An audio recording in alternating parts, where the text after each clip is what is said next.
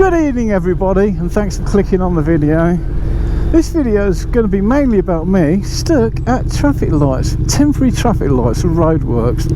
Once I get over that little glitch in the video, I'm going to talk about a bit of positivity really, because of what's going on in the news and all that around the UK. I mean, most of the UK is pretty much on fire at the moment, so it's sort of bringing everybody down, including myself. So I don't like to feel too negative at times, because you know, who wants to feel down in the dumps and negative and bordering on angry sometimes? So I've decided not to watch any TV. So I've turned the telly off. I listen to Radio 2 in the van. So that's nice, happy Radio 2 station with Zoe Ball in the morning. Brilliant. And Sarah Cox. Quite a lot of Sarah Cox. But anyway, I'm starting to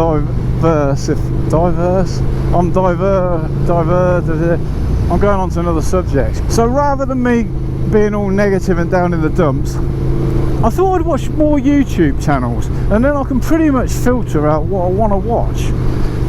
So I tend to watch a lot of you know, bikers in my genre, if you like, mainly to get ideas for content, to be honest with you. I watch the, you know, the more successful ones that got loads of subs, and I watch some of the smaller up and coming channels as well, just to see what they're doing, see if I can get any inspiration from them. Blatantly copy all their ideas? No, not really. I mean, blimey, do I look like a copying anyone? Hello.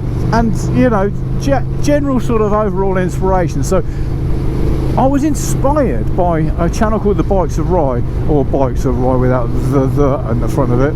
I've been watching him on and off since he very first started. Now, a bit of background if you don't know about Bikes of Rye. He started his channel about 4 years ago, and he had a little Triumph, whatever it was, I can't remember what it was.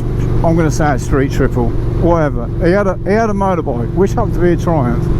And he started his channel off with the idea of going out, pretty much what I'm doing, having a good old chat on his Triumph, telling people how he's getting on with his Triumph, blah de blah. And he gained a little small following, sort of 1,000 subscribers, that type of thing.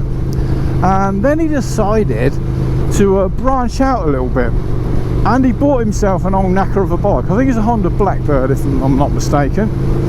So he bought a Honda Blackbird, which was an old knacker, and he decided to do it up. Now, this is something that I've kind of toyed with the idea of doing for a number of years. I'm not that mechanically minded, that's the only trouble, and I'm quite lazy, and I don't like, I was about to say I don't like spending money. Hello. I like spending money on shiny new things, not rusty old things. So I kind of, you know, you make excuses. And now with me getting inspired by these people, having not watching the news and being more constructive with my viewing, this Bikes of Rye has gone from 1,000 subscribers in 4 years to 50,000, just over 50,000 subscribers. So his channel is done amazingly well, and he's got quite a number of views and stuff on a few of the videos. I've got like mega views on it, and it all seems to be down to the restos. I think the Blackbird that he'd done it up on his driveway. There's me making excuses, I can't be asked, which is a valid excuse, because I am lazy, and I always say that I haven't got the time to do it.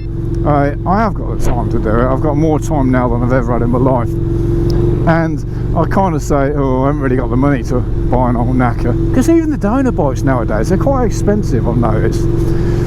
So where there's a will, there's a way. I mean, I haven't got money to buy this KTM, but I bought this KTM. You know, it's kind of, you'll always find a way to do it. This Bikes of Rye, he actually done this bike up on his driveway.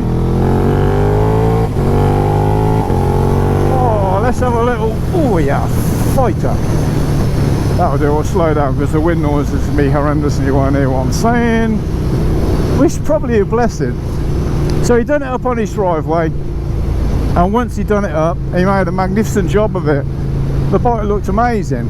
Now, he had no prior knowledge of spannering and doing restos. He just basically made it up as he went along with some basic tools. And like I say, he never even had a garage or a shed. He'd done it on his driveway outside, and very successfully. And I take my hat off to him, and I applaud the Bikes of Rye for doing such a good job.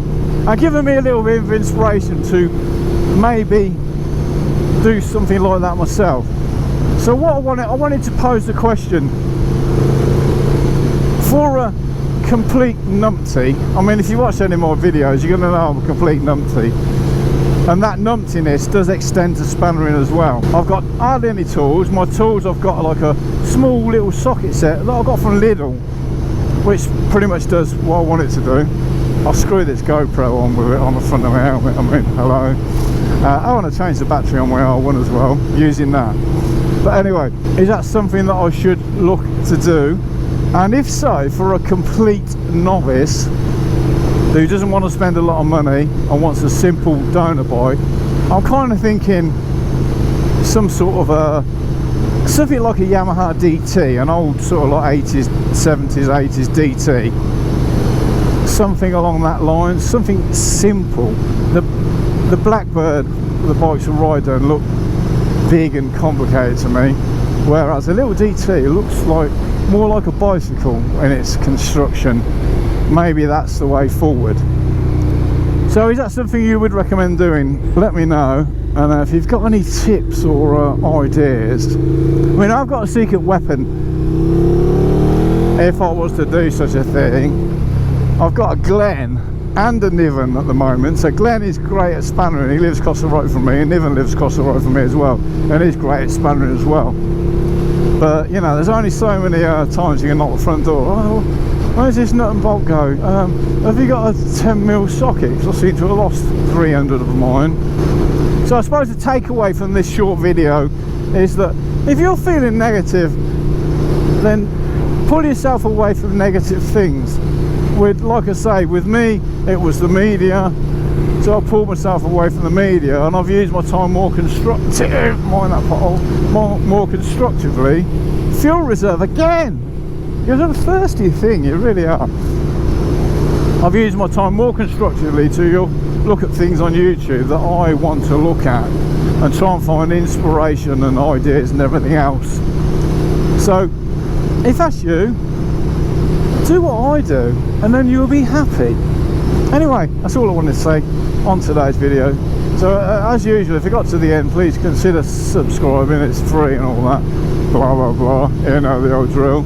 And I'll bid you farewell, speak to you on the next one. Bye for now, bye.